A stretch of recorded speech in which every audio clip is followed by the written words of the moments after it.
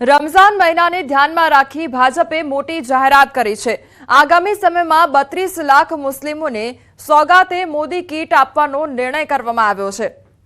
ઈદના સમયે કોઈ ગરીબ મુસ્લિમ ઉજવણી કર્યા વગર ન રહે તે માટે આ યોજના શરૂ કરવામાં આવી છે। ભાજપના આ નિર્ણય અંગે રાજ્યના પૂર્વ સીએમ વિજય રૂપાણીનું નિવેદન સામે આવ્યું છે।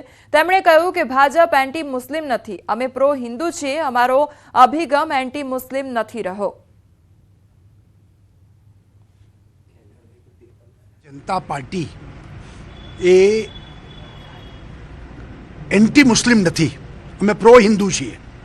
एंटी मुस्लिम अमारो अभिगम पण कदी नहीं रह्यो। मोदीजी कायम कहता एवा छे कि सबका साथ सबका विकास, એટલે જે કઈ યોજનાઓ એ તમામ ગરીબો માટે સરખી। નવસારીમાં જલાલપોરના મરોલી ગામમાં ડિજિટલ અરેસ્ટની ઘટના બની છે। મરોલીના તબીબ ચેતન મહેતાને વિડીયો કોલ દ્વારા ડિજિટલ અરેસ્ટ કરી 6 લાખ રૂપિયા પડાવ્યા તો આધાર કાર્ડ પર ફ્રોડ ખાતું ખોલાયાની વાત કરી ફરિયાદ નોંધાવવાની ધમકી આપવામાં આવી હતી।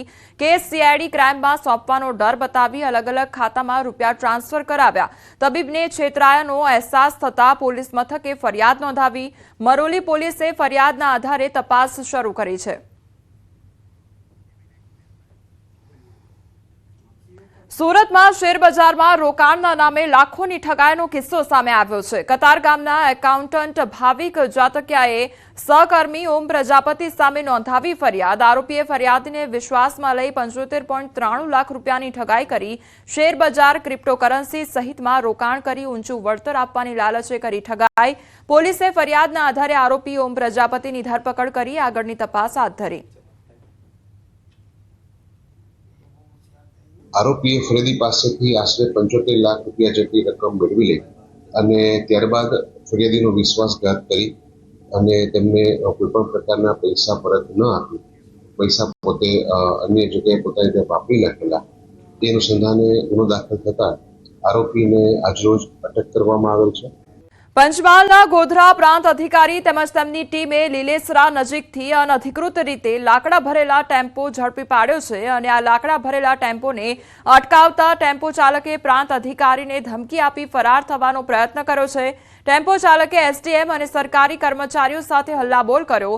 ઘટનાને લઈ પોલીસે 5 આરોપીઓ સામે ગુનો નોંધ્યો છે તો 2 આરોપીઓની ધરપકડ કરાઈ છે તેમજ લાકડા ભરેલો ટેમ્પો કબજે કરવામાં આવ્યો છે।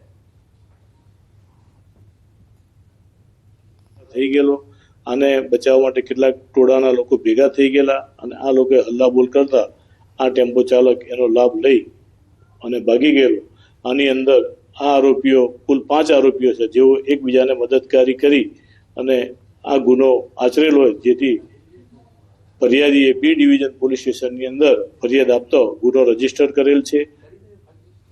નવસારીમાં જલાલપોરના મરોલી ગામમાં ડિજિટલ અરેસ્ટની ઘટના બની છે। મરોલીના તબીબ ચેતન મહેતાને વિડીયો કોલ દ્વારા ડિજિટલ અરેસ્ટ કરી 6 લાખ રૂપિયા પડાવ્યા તો આધાર કાર્ડ પર ફ્રોડ ખાતું ખોલાયાની વાત કરી ફરિયાદ નોંધાવવાની ધમકી આપવામાં આવી હતી।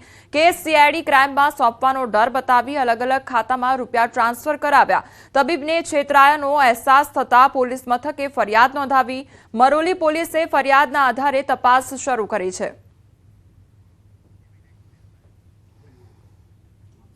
સુરતમાં શેરબજારમાં રોકાણના નામે લાખોની ઠગાઈનો કિસ્સો સામે આવ્યો છે। કતારગામના એકાઉન્ટન્ટ ભાવિક જાતકિયાએ સહકર્મી ઓમ પ્રજાપતિ સામે નોંધાવી ફરિયાદ। આરોપીએ ફરિયાદને વિશ્વાસમાં લઈ 75.93 લાખ રૂપિયાની ઠગાઈ કરી શેરબજાર, ક્રિપ્ટોકરન્સી સહિતમાં રોકાણ કરી ઊંચું વળતર આપવાની લાલચે કરી ઠગાઈ।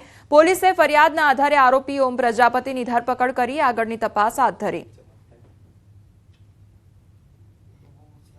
આરોપીએ ફરિયાદી પાસેથી આશરે 75 લાખ રૂપિયા જેટલી રકમ મેળવી લઈ અને ત્યારબાદ ફરિયાદીનો વિશ્વાસઘાત કરી અને તેમને કોઈપણ પ્રકારના પૈસા પરત ન આપી, પૈસા પોતે અન્ય જગ્યાએ પોતાની રીતે વાપરી નાખેલા।